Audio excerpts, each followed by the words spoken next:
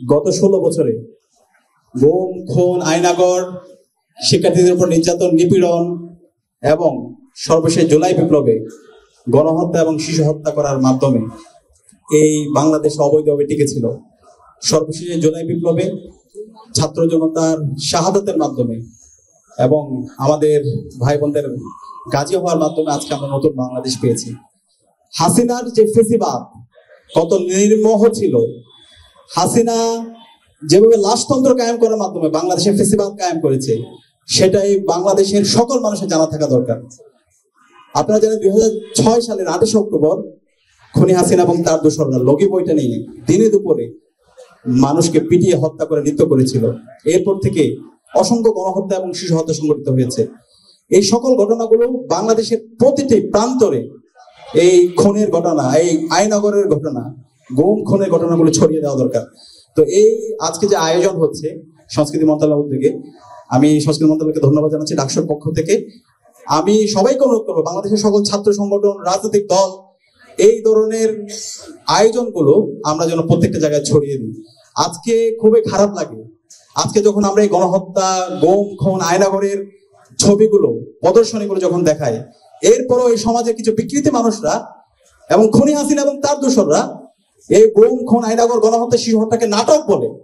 আমরা স্পষ্ট ভাষায় বলে দিতে চাই, বাংলাদেশে খুনি হাসিনা এবং তার দোসরদের রাজনীতি করার কোনো অধিকার নাই। তাদেরকে যেখানে পাওয়া যাবে সেখানে তাদেরকে নির্মূল করতে হবে।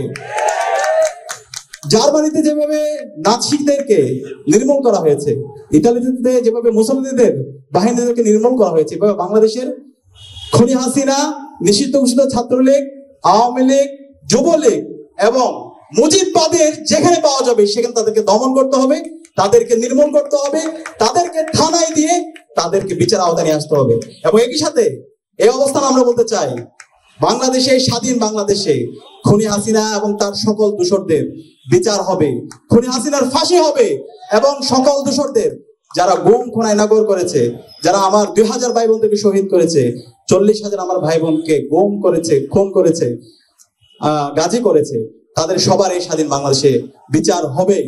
অন্তর্বর্তীকালীন সরকারকে আমরা সতর্ক করতে চাই, আমরা এখনো দেখতে পাচ্ছি অন্তর্বর্তীকালীন সরকারের মধ্যে ঘাপটি মেরে কিছু লোক বসে আছে যারা ফেসিবাদের দোসরদেরকে বিভিন্নভাবে দায় মুক্তি দেওয়ার চেষ্টা করছে। আমাদের অবস্থান পরিষ্কার, অন্তর্বর্তীকালীন সরকার, একই সাথে রাজনৈতিক দলের মধ্যে কেউ যদি এই ফেসিবাদের দোসরদেরকে দায় মুক্তি দেওয়ার চেষ্টা করেন, বাংলাদেশে খুনি হাসিনা যে পরিণতি হয়েছিল তার চাইতে খারাপ পরিণতি আপনাদের হবে। খুনি হাসিনা তো এই দেশ থেকে পালাইয়া ভারতে যাওয়ার সুযোগ পাইছে, আপনারা এই পালানোর সুযোগ পাবেন না।